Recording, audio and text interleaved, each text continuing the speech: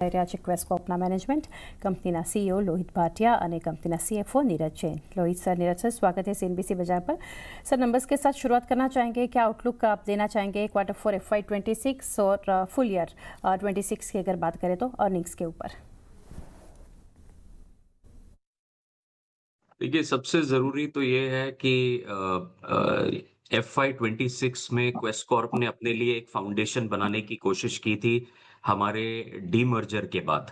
और हमारा एक अनुमान ये था कि हमें वॉल्यूम और वैल्यू लेड ग्रोथ दोनों की तरफ जाना है।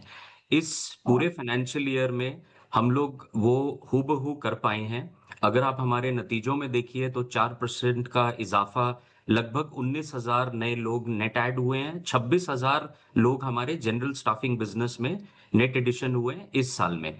दूसरी चीज, 6% रेवेन्यू अप है, मगर 28% हमारा इस तिमाही में एबिटा ऊपर गया है 2.2% पे। सालाना एबिटा 19% ऊपर गया है, लगभग 2% एबिटा मार्जिन से ऊपर। इसमें अगर आप देखेंगे तो हमने 230 करोड़ का पूरे साल का मुनाफा बनाया है, 15.4 रुपए का ईपीएस है, 271 करोड़ का हमारा नेट कैश पोजीशन है। और इसको देखते हुए हमारे बोर्ड ने 3 रुपया special interim dividend 10th anniversary for IPO और 3 रुपया subject to share holder approval at the ensuing AGM as a final dividend recommend किया है। अगर आप हमारे नतीजों पे गौर करेंगे तो हमारे 3 प्लेटफॉर्म होते हैं: जनरल स्टाफिंग का बिजनेस, हमारा प्रोफेशनल स्टाफिंग आईटी का बिजनेस और अंतरराष्ट्रीय बिजनेस। अंतरराष्ट्रीय बिजनेस अब 20% कंट्रीब्यूशन देता है हमारे मुनाफों में, 6% मार्जिन से ज्यादा पे। हमारा प्रोफेशनल स्टाफिंग और आईटी का बिजनेस 30% कंट्रीब्यूशन देता है हमारे मुनाफे पे, और वो 12% से ऊपर मार्जिन पे काम करता है। और हमारा जनरल स्टाफिंग जो 50% बेनिफिट देता है हमारे मुनाफे को, वो 1.4-1.5% के एबिटा से काम करता है। तो स्ट्रक्चरली हिंदुस्तान की जो स्ट्रक्चरल ग्रोथ है उसको देखते हुए पिछले 3 से 4 साल में जो काम क्वेस्ट कॉर्प ने किया है वो हमारे इस नतीजे में दिखने को आ रहे हैं, और clearly volume and value led growth दोनों ही दिख रही है। जी, तो सर, जैसे स्टाफिंग के बारे में आपने बताया, तो वहाँ पर कैसा ट्रेंड है वो जानना चाहेंगे। अगर आप हमारे सेगमेंट्स के तरफ देखेंगे तो कंज्यूमर, रिटेल, टेलीकॉम आज भी हमारा सबसे बड़ा सेगमेंट है, followed by the banking industry, very closely followed by the manufacturing growth. Manufacturing हमारे लिए पिछले 4 साल में 8वें प्रमाण से निकल के तीसरे स्थान पे पहुंच गया है। और ये इसलिए भी हुआ है क्योंकि हिंदुस्तान में पिछले 4 से 5 साल में मैन्युफैक्चरिंग की तरफ बहुत तवज्जो दिया गया है और बहुत ही ग्रोथ हुई है। इस ग्रोथ का हमारे नतीजों पे भी रिजल्ट दिखता है। और फिर उसके बाद हमारा आईटी, आईटीईएस का क्षेत्र, केपीओ, बीपीओ का क्षेत्र, पब्लिक एंटरप्राइजेस और ई कॉमर्स, लॉजिस्टिक्स और बाकी इस तरह के सेगमेंट्स आते हैं। क्वेस्ट कॉर्प ने अपने लिए कुछ नए सेगमेंट्स भी स्टार्ट किए हैं। 1 साल पहले हमने कंस्ट्रक्शन में कदम रखा था। कंस्ट्रक्शन आज की डेट में हमारा 8% मार्जिन बिजनेस पे काम कर रहा है। वैसे ये हमारे 1% से कम हेडकाउंट की कंट्रीब्यूशन देता है, मगर क्योंकि इसका मार्जिन प्रोफाइल और इसका फ्यूचर ग्रोथ पोटेंशियल बहुत हाई है, इसलिए हमने एज अ न्यू इंक्यूबेटिंग बिजनेस इसको पूरा नए बिजनेस लीडर के नीचे इसको तय किया है। और कंस्ट्रक्शन में आपको जान के आश्चर्य होगा कि हिंदुस्तान में लगभग 5 करोड़ से ज्यादा लोग कंस्ट्रक्शन में काम करते हैं। 11 लाख करोड़ से ज्यादा राज्य सरकार और भारत सरकार मिला के कंस्ट्रक्शन के ऊपर हर सालाना खर्चा करती है, और लगभग उतना ही खर्चा प्राइवेट सेक्टर की तरफ से भी कंस्ट्रक्शन में और केपेक्स में, मैन्युफैक्चरिंग की तरफ आता है। तो हमने ये नए सेगमेंट्स भी अपने लिए चुने हैं। प्रोफेशनल स्टाफिंग की अगर मैं बात करूं तो प्रोफेशनल स्टाफिंग में पिछले 4 से 5 साल में हमने अपने आप को जीसीसीज की तरफ काफी बेंड किया है। 71% हमारी बुक आज की डेट में जीसीसी से आती है, 20% हमारी बुक आईटी क्षेत्र से आती है, जो एंटरप्राइज कस्टमर्स के अंदर रिटेल हो सकता है, मैन्युफैक्चरिंग हो सकता है, डिजाइन एंड इंजीनियरिंग हो सकता है, ई कॉमर्स, लॉजिस्टिक्स हो सकता है, वहां से आती है। और 9 से 10% हमारी आईटी सर्विसेज से आती है।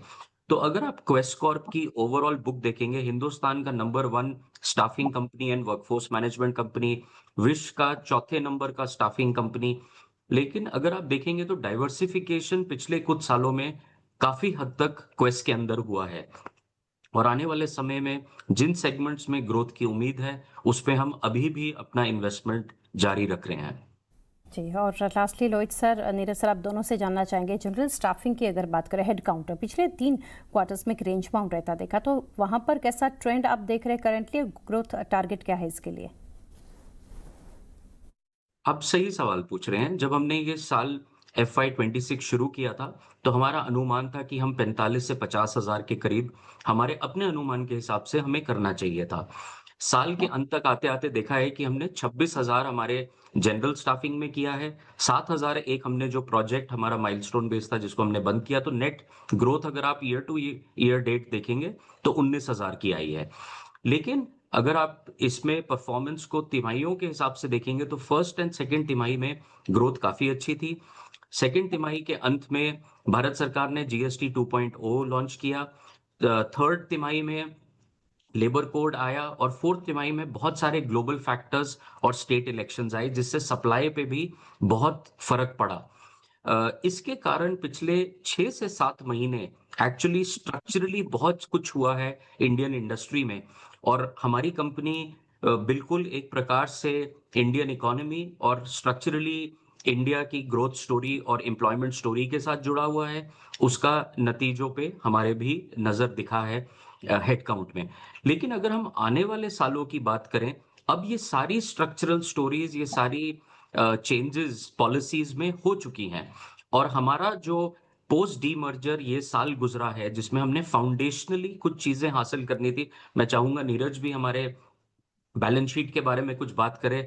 हमने अपने ये 10वें साल ऑफ आईपीओ में 20% का आरओई भी बनाया है और रिटर्न ऑन इक्विटी एक ऐसा मेजर था जिसको हम अपनी तरफ से बहुत टाइम से उसके तरफ लगे थे और आज हमने वो भी हासिल किया है। तो हम स्ट्रक्चरली भी एक स्ट्रॉन्ग फाउंडेशन पे हैं और आने वाले टाइम के लिए हम तैयार हैं। मैं चाहूंगा नीरज कुछ बैलेंस शीट के बारे में और हमारी फाइनेंशियल स्टोरी के बारे में भी बात करें। तो जैसा लोहित ने बताया, आई थिंक नतीजे हमारे इस साल के बहुत अच्छे रहे। ओवरऑल EBITDA लेवल पे हमने 19% डिलीवर किया। बैलेंस शीट के एंगल से अगर हम बात करें, हमने ये साल क्लोज किया है 271 करोड़ रुपए नेट कैश पे। एज ए कंपनी हम डेट फ्री हैं। हमारा जो भी डेट था साल की शुरुआत में वो हमने रीपे किया। साल के दौरान हमने 164 करोड़ रुपए डिविडेंड भी पे किया। सो कैपिटल एलोकेशन हम अपनी पॉलिसी के हिसाब से चल रहे हैं और इस तिमाही पे बोर्ड ने, जैसे लोहित ने बताया, 3 रुपए इंटरिम स्पेशल डिविडेंड, जो कि एक सेलिब्रेशन है इस कंपनी के 10 साल आईपीओ के पूरे होने के उपलक्ष्य में ये डिक्लेयर किया है। साथ ही साथ हमने 3 रुपए फाइनल डिविडेंड भी डिक्लेयर किया है, प्रपोज किया है, जो इस साल के लिए ओवरऑल 11 रुपए डिविडेंड बनता है। सो आई थिंक ओवरऑल साल बहुत अच्छा हमने क्लोज किया। कैश बैलेंस के हिसाब से, डेट बैलेंस के हिसाब से हाल फिलहाल में हमें अप्रैल महीने में 261 करोड़ रुपए का इनकम टैक्स रिफंड भी मिला है। सो साल की शुरुआत अच्छी हुई है और हम उम्मीद करेंगे कि इस साल के हमारे जो भी इन्वेस्टमेंट प्लान्स हैं वो हम उनको एग्जीक्यूट कर पाएंगे। जी, नीरज सर, रोहित सर, बहुत शुक्रिया हमारे साथ जुड़ के काफ़ी डिटेल्स शेयर की sir, and best wishes for coming quarters. Quest Corp numbers બાદ તો ખાસું પોઝિટિવ એક્શન આપણને ગઈકાલના સેશનમાં જોવા મળ્યું. તો આજે થોડું પ્રોફિટ બુકિંગ છે. અત્યારે 216ના લેવલ્સ પર એટલે ડે સ્લો પર કારોબાર કરી રહ્યો છે ક્વેસ્ટ કોર્પ.